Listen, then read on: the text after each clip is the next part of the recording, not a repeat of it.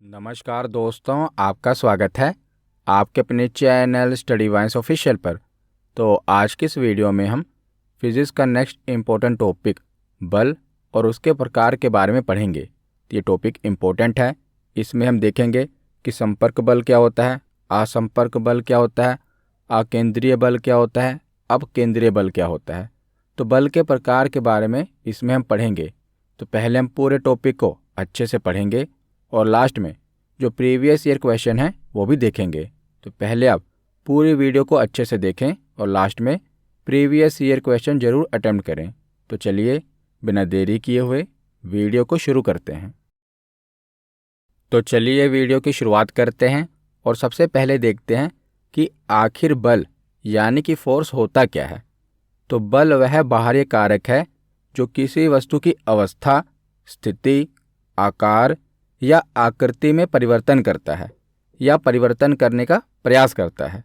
तो अगर सरल भाषा में बताऊं तो बल किसी वस्तु की अवस्था में परिवर्तन ला देता है या लाने का प्रयास करता है। और बल एक प्रकार का धक्का या खिंचाव है। तो एक प्रकार का धक्का या खिंचाव हम कह सकते हैं कि इसे बल कहा जाएगा। और यह किसी वस्तु की जो अवस्था है यानी जो उसकी स्थिति है उसमें परिवर्तन लाता है। जैसे कोई वस्तु एक जगह रखी है, उसकी अभी पोजीशन क्या है कि वो विराम अवस्था में पड़ी हुई है, लेकिन जैसे हम उसे धक्का मारेंगे, उस पर बल लगाएंगे तो उसकी स्थिति चेंज हो जाएगी। तो ये क्या करता है, किसी वस्तु की अवस्था में परिवर्तन ला देता है या लाने का प्रयास करता है। और खींचते समय अधिक बल की प्राप्ति हो जाती है। इसी कारण किसी वस्तु को धकेलने की तुलना में खींचना आसान होता है, क्योंकि खींचते समय जो एंगल होता है ऊपर की ओर बनता है, ढकेलते वक्त नीचे की ओर एंगल बनता है। तो खींचते वक्त क्या होता है, खींचना किसी वस्तु को आसान होता है, उसमें ज़्यादा बल नहीं लगाना पड़ता, लेकिन ढकेलते वक्त ज़्यादा बल लगाना पड़ता है। और जो बल है एक सदिश राशि है। बल का मात्रक क्या है, तो बल का मात्रक न्यूटन है। बहुत बार पूछा गया है बल का मात्रक क्या है, न्यूटन। और इसे किलोग्राम मीटर प्रति सेकंड में प्रदर्शित किया जाता है। और जो बल है ना, इसके विभिन्न रूप और उदाहरण देख लेते हैं। जैसे धक्का यानी कि पुश, तो धक्का देकर दरवाज़ा खोलना ये किसका उदाहरण है, तो ये पुश का उदाहरण है। हम बल के विभिन्न रूप देख रहे हैं। तो एक हो गया धक्का, दूसरा खिंचाव। हमने पढ़ा ना कि धक्का और खिंचाव बल का ही उदाहरण है, ये बल का ही रूप है। तो खिंचाव का उदाहरण क्या होगा, रिक्शा चालक द्वारा रिक्शा खींचना, ये किसका उदाहरण होगा, तो ये पुल का उदाहरण होगा। तीसरा है संपीड़न, ये सभी बल के स्वरूप हैं। तो संपीड़न का उदाहरण क्या होगा, तो गैस को संपीड़ित करके उन्हें सिलेंडरों में भरना, यह संपीड़न बल का उदाहरण है। जैसे आपके रसोई घर में जो सिलेंडर है उसमें कौन सी गैस है, तो एलपीजी गैस है ना। एलपीजी सिलेंडर में एलपीजी गैस है, तो उसमें जो एलपीजी गैस भरी गई है यानी कि उसे कंप्रेस करके भरा जाता है। उसके बाद है तनाव भी एक प्रकार का बल है। तो रबड़ के दोनों सिरों को खींचना, ये तनाव बल का उदाहरण है, ये टेंशन फोर्स का उदाहरण है। चौथा स्वरूप है वायु प्रतिरोध यानी कि एयर रेजिस्टेंस। तो एयर रेजिस्टेंस का उदाहरण क्या है, तो गतिशील वाहन पर उसकी गति की दिशा के विपरीत वायु के द्वारा जो लगाया गया बल होता है, ये एयर रेजिस्टेंस है। जब आप वाहन चलाते हैं तो वाहन की स्पीड को क्या रोकता है, तो जो हवा है ना, हवा क्या करती है, वाहन की स्पीड को कम करती है। जो हवा वाहन के विपरीत चल रही होती है ना, वो क्या करती है, वाहन के स्पीड को कम करती है। तो गतिशील वाहन पर उसकी गति के दिशा के विपरीत वायु के द्वारा जो लगाया गया बल होता है वो वायु प्रतिरोध कहलाता है, एयर रेजिस्टेंस कहलाता है। उसके बाद बल का अगला स्वरूप है घर्षण भी एक प्रकार का बल है, फ्रिक्शन फोर्स। तो वाहनों एवं व्यक्तियों के द्वारा सड़क पर चलने पर कौन सा बल लगता है, जब हम सड़क पर चलते हैं हम आगे की ओर बढ़ते हैं, लेकिन जो घर्षण बल है वो पीछे की ओर लगता है। जब आप सड़क पर चलते हैं ना, तो पीछे की ओर घर्षण लगता है। घर्षण के कारण ही आप आगे की ओर बढ़ पाते हैं। अगर घर्षण ना लगे तो आप स्लिप कर जाएंगे, फिसल जाएंगे। घर्षण के कारण ही आप आगे बढ़ पाते हैं। या कोई वाहन है, वाहन के जो चक्के हैं वो रोड पर जब चलते हैं तो रोड पर फ्रिक्शन पैदा होता है। फ्रिक्शन के कारण ही वाहन आगे बढ़ पाते हैं। अगर फ्रिक्शन ना पैदा हो पाए, जैसे बर्फ़ है, अब बर्फ़ के ऊपर गाड़ी चलानी है तो क्या होगी, गाड़ी फिसलेगी ना। फिसलती क्यों है, क्योंकि फ्रिक्शन नहीं लग पाता, घर्षण नहीं हो पाता, तो घर्षण भी एक प्रकार का बल है। तो वाहनों एवं व्यक्तियों का सड़क पर चलना यह घर्षण का उदाहरण है। अब आगे हम बलों के प्रकार देख लेते हैं, टाइप्स ऑफ फोर्सेस देख लेते हैं। तो बलों को मुख्यतः दो वर्गों में विभाजित किया गया है। एक है संपर्क बल, दूसरा है गैर संपर्क बल। तो संपर्क बल नाम से ही क्लियर है, कॉन्टैक्ट फोर्स, जिसमें संपर्क की जरूरत पड़े, कॉन्टैक्ट की जरूरत पड़े। तो ऐसे बल जो संबंधित निकाय पर प्रत्यक्ष रूप से यानी कि डायरेक्टली अथवा किसी अन्य माध्यम से बल आरोपित होते हैं, उन्हें संपर्क बल कहा जाता है। और संपर्क बलों के प्रमुख जो उदाहरण हैं वो आगे हम देखेंगे। तो संपर्क बल कौन से होते हैं? जो डायरेक्टली लगते हैं और जिनमें कॉन्टैक्ट की ज़रूरत होती है। जैसे संपर्क बल का पहला प्रकार है आरोपित बल, यानी कि अप्लाइड फोर्स। तो किसी व्यक्ति अथवा वस्तु द्वारा किसी अन्य व्यक्ति अथवा वस्तु पर आरोपित किया गया बल आरोपित बल कहलाता है। तो बहुत ही सिंपल उदाहरण है, जैसे किसी व्यक्ति के द्वारा मेज को धक्का देकर किसी अन्य स्थान पर परिवर्तित करना, यह किसका उदाहरण होगा? तो आरोपित बल का उदाहरण होगा। आरोपित बल क्या है? पहले तो हम संपर्क बल के प्रकार पढ़ रहे हैं। तो संपर्क बल में क्या होगा? कॉन्टैक्ट की जरूरत होगी, बिना कॉन्टैक्ट के ये बल नहीं लगेगा। तो इसका पहला प्रकार है आरोपित बल। आरोपित बल में क्या होगा कि आप किसी वस्तु पर बल लगाएंगे, उसको टच कर कर उस पर बल लगाएंगे। जैसे आप किसी मेज को धक्का देकर उसके स्थान का परिवर्तन कर रहे हैं, तो क्या होगा? आरोपित बल का उदाहरण होगा। दूसरा उदाहरण आप देखिए, जैसे एक लड़की है, ये जो ट्रॉली है, ट्रॉली को आगे की ओर धकेल रही है, तो ये भी क्या है? आरोपित बल है, ये ट्रॉली पर बल लगा रही है ना। तीसरा उदाहरण आप देखें कि एक लड़का है, ये छोटी सी अलमारी को भी ढकेल रहा है, पुश कर रहा है, तो उस पर बल लगा रहा है। तो ये किसका उदाहरण होगा?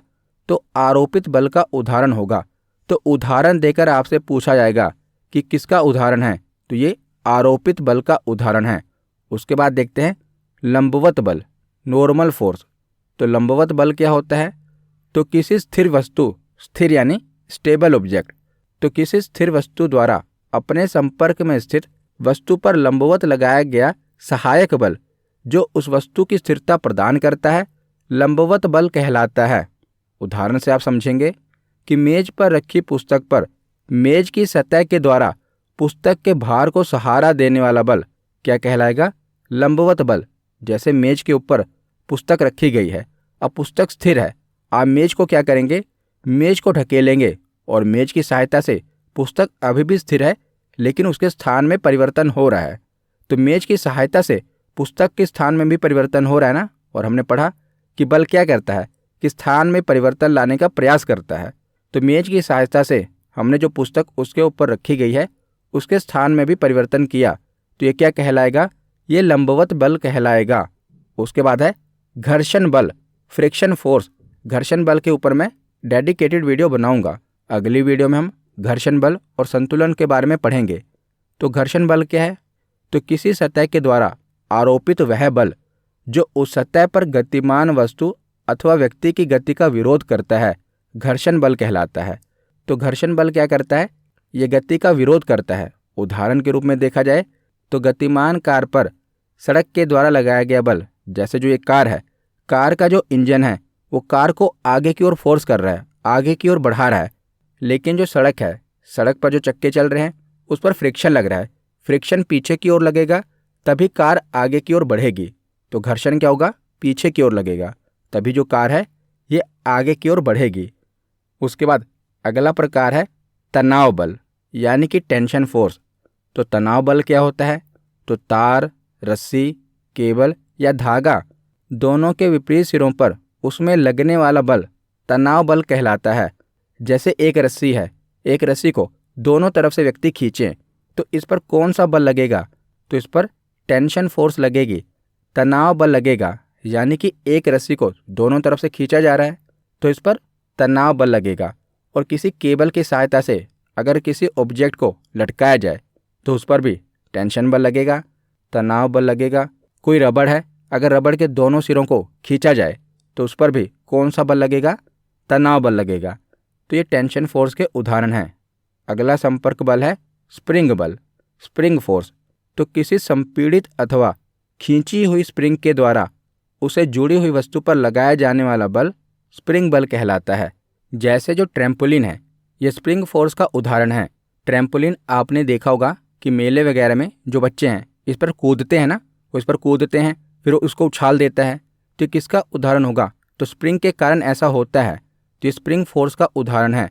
जैसे जो सोफ़ा होता है, सोफ़े में भी आप देखते हैं कि स्प्रिंग लगा होता है, जब आप बैठते हैं तो वो कंप्रेस होता है, तो ये भी स्प्रिंग बल का उदाहरण है। कोई खिलौना हो जिसमें स्प्रिंग लगा हो तो भी स्प्रिंग बल का उदाहरण है। तो किसी संपीड़ित अथवा खींची हुई स्प्रिंग के द्वारा, यानी कि स्प्रिंग को चाहे कंप्रेस किया गया हो, दबाया गया हो या उसे स्ट्रेच किया गया हो, दोनों के द्वारा कौन सा फोर्स लगता है? स्प्रिंग फोर्स लगता है। तो संपर्क बल के बारे में हमने पढ़ लिया। अब हम गैर संपर्क बल के बारे में पढ़ते हैं, नॉन कॉन्टैक्ट फोर्स के बारे में पढ़ते हैं। तो ऐसे बल जो एक पिंड के द्वारा किसी अन्य पिंड के प्रत्यक्ष संपर्क में आए बिना उस पर आरोपित किए जाते हैं। पिंड यानी कि बॉडी, तो दो बॉडी के बीच में जो बल लग रहा हो लेकिन उनमें कोई कॉन्टैक्ट ना हो तो उसे गैर संपर्क बल कहा जाएगा। जैसे जो मैग्नेटिक फोर्स होती है, चुंबकीय बल होता है। अब चुंबक में दोनों चुंबक बिना चिपकाए हुए, यानी कि एक दूसरे के संपर्क में आए हुए, एक दूसरे के नज़दीक आते हैं ना, जब दो चुंबक को एक दूसरे के पास लाया जाता है तो एक दूसरे को खींचने लगते हैं, जबकि अभी वो संपर्क में आए नहीं हैं, तो इसे गैर संपर्क बल कहा जाएगा। जैसे जो गुरुत्वाकर्षण बल होता है, ग्रेविटेशनल फोर्स होता है, यह भी गैर संपर्क बल का उदाहरण है। तीसरा उदाहरण है इलेक्ट्रोस्टैटिक फोर्स का, स्थिर वैद्युतीय बल का, यह भी गैर संपर्क बल का ही उदाहरण है। आगे हम इनके बारे में पढ़ेंगे। तो पहले हम गुरुत्वाकर्षण बल के बारे में पढ़ते हैं, ग्रेविटेशनल फोर्स के बारे में पढ़ते हैं। तो यह एक आकर्षण बल है जो द्रव्यमान युक्त सभी पिंडों के मध्य कार्य करता है, यानी कि जिनके बीच में मास होगा। दो मास ऑब्जेक्ट के बीच में गुरुत्वाकर्षण बल काम करेगा। जैसे सूर्य के गुरुत्वाकर्षण बल के कारण ही सौर के सभी ग्रह निश्चित कक्षाओं में सूर्य की परिक्रमा करते हैं। तो जो सूर्य है, सन है, इसके ग्रेविटेशनल फोर्स के कारण ही जो सूर्य के चारों ओर ग्रह इसके चक्कर लगाते हैं। किसके कारण? इसके ग्रेविटेशनल फोर्स के कारण। और पृथ्वी के गुरुत्वाकर्षण बल के कारण ही पृथ्वी से ऊपर उछाली गई सभी वस्तुएं एक निश्चित ऊंचाई पर जाने के पश्चात पुनः पृथ्वी पर वापस आ जाती हैं। हम पृथ्वी के ऊपर कोई भी वस्तु अगर ऊपर की ओर उछालें तो नीचे की ओर गिर जाती है ना। क्यों गिर जाती हैं? तो गुरुत्वाकर्षण बल के कारण। जैसे एक पेड़ पर लगा हुआ फल कभी ऊपर की ओर नहीं जाता, हमेशा नीचे की ही ओर ही गिरता है। तो ये किसका उदाहरण है? तो ये गुरुत्वाकर्षण बल का उदाहरण है। पृथ्वी के गुरुत्वाकर्षण के कारण कोई भी वस्तु अगर उसे ऊपर उछाला जाए तो एक निश्चित सीमा पर ऊपर जाने के बाद वो नीचे की ओर गिर जाती है। तो उसके बाद अगला प्रकार है गैर संपर्क बल का, स्थिर विद्युत बल, जिसे इलेक्ट्रोस्टैटिक फोर्स कहते हैं। तो दो आवेशित पिंडों के मध्य लगने वाला बल स्थिर विद्युत बल कहा जाएगा, यानी कि force between two charged bodies. दो चार्ज बॉडी के बीच में जो बल लगता है उसे स्थिर विद्युत बल कहा जाता है। उदाहरण के रूप में देखा जाए तो कंघे को कपड़े पर रगड़ने के पश्चात कागज के सूक्ष्म टुकड़े के समीप ले जाने पर कागज के टुकड़े कंघे की ओर आकर्षित हो जाते हैं।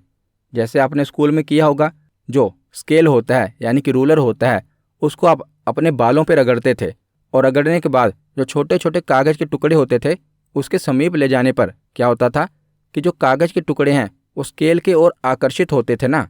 तो किसका उदाहरण था? तो ये इलेक्ट्रोस्टैटिक फोर्स का उदाहरण था। तो इसके बीच में ये बल लगता क्यों है? एक के अंदर पॉजिटिव चार्ज होता है और दूसरे के अंदर नेगेटिव चार्ज होता है, और पॉजिटिव चार्ज और नेगेटिव चार्ज एक दूसरे को अट्रैक्ट करते हैं। और जैसे ही हम कंघे को कागज के टुकड़ों की ओर ले जाएंगे तो पॉजिटिव चार्ज नेगेटिव चार्ज को अपनी ओर आकर्षित करेगा। तो इसीलिए ये दोनों एक दूसरे की ओर आकर्षित होते हैं। तो ये इलेक्ट्रोस्टैटिक फोर्स का उदाहरण है। आगे हम चुंबकीय बल के बारे में पढ़ते हैं। तो ये गैर संपर्क बल का तीसरा प्रकार है मैग्नेटिक फोर्स। तो विद्युत आवेशित कणों के मध्य कार्यरत आकर्षण अथवा प्रतिकर्षण। आकर्षण मतलब कि अपनी ओर खींचना, प्रतिकर्षण मतलब कि अपनी ओर से दूर करना। ये बल चुंबकीय बल कहलाता है। तो समान आवेश वाले कण एक दूसरे को प्रतिकर्षित करते हैं, जबकि विपरीत आवेश वाले कण एक दूसरे को आकर्षित करते हैं। यानी कि ऑपोजिट चार्ज वाली वस्तुएं एक दूसरे को अट्रैक्ट करती हैं, लेकिन समान आवेश वाले कण एक दूसरे को दूर ढकेलते हैं।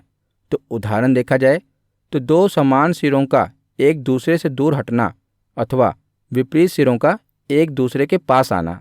जैसे जो चुंबक होता है, चुंबक के दो ध्रुव होते हैं ना, उत्तरी ध्रुव और दक्षिणी ध्रुव, यानी कि नॉर्थ पोल और साउथ पोल। तो जब एक चुंबक का दक्षिणी ध्रुव दूसरे चुंबक के दक्षिणी ध्रुव के पास लाया जाएगा तो एक दूसरे को ढकेल देगा, यानी कि आकर्षित नहीं होगा।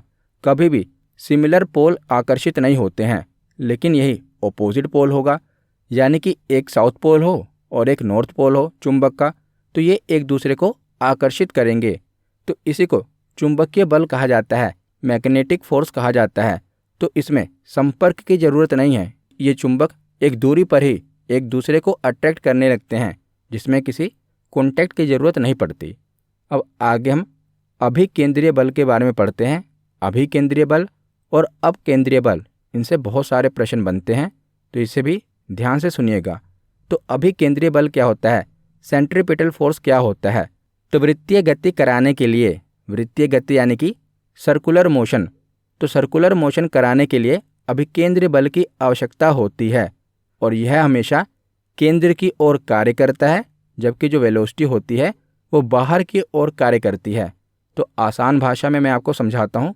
तो जब आप रस्सी में एक पत्थर का टुकड़ा बांधते हैं और उसके बाद रस्सी के ऊपर की ओर गोल गोल नचाते हैं, तो गोल गोल नचाने पे क्या होगा, जो पत्थर का टुकड़ा है उसका जो मोशन है वो सर्कुलर मोशन होगा ना, गोल गोल, यानी कि एक सर्कल पर मोशन करेगा।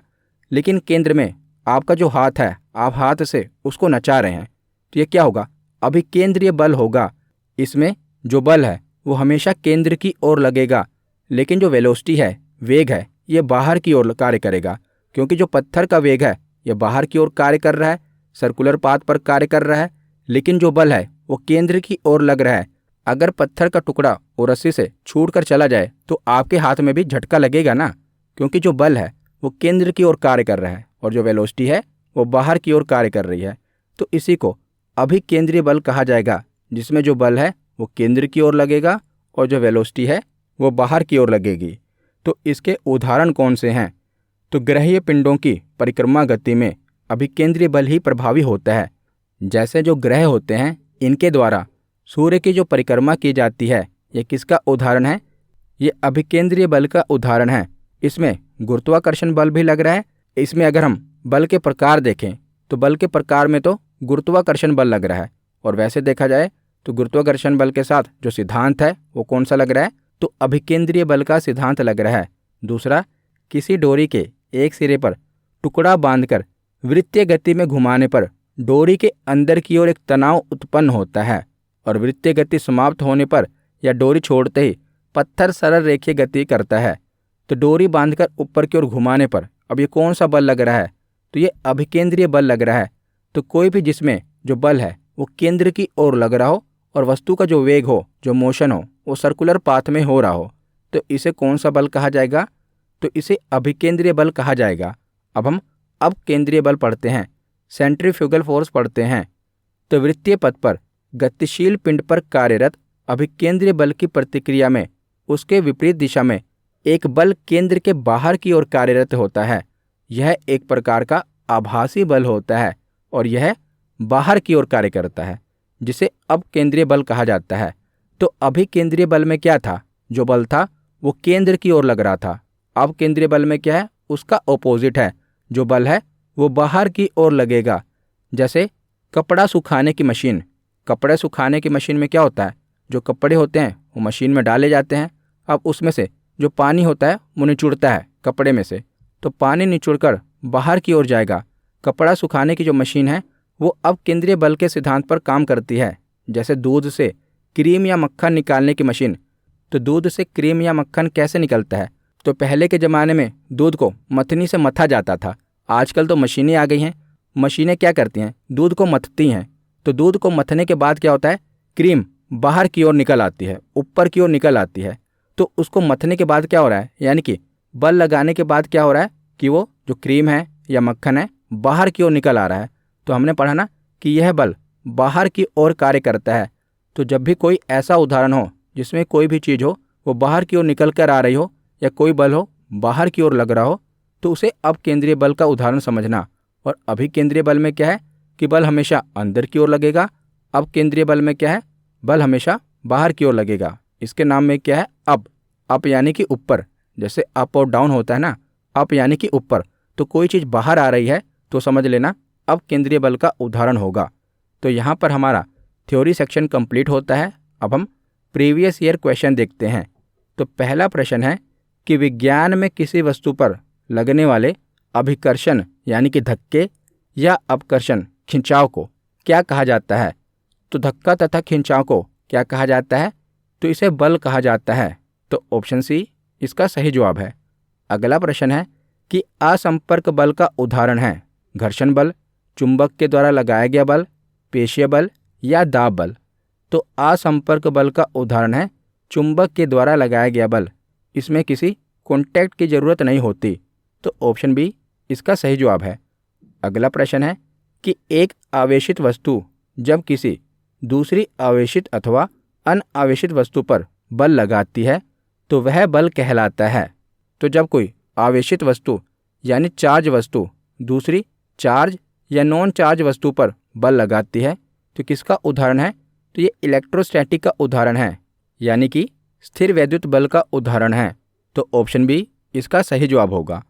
अगला प्रश्न है कि वस्तुओं की गति की अवस्था में परिवर्तन का कारण है।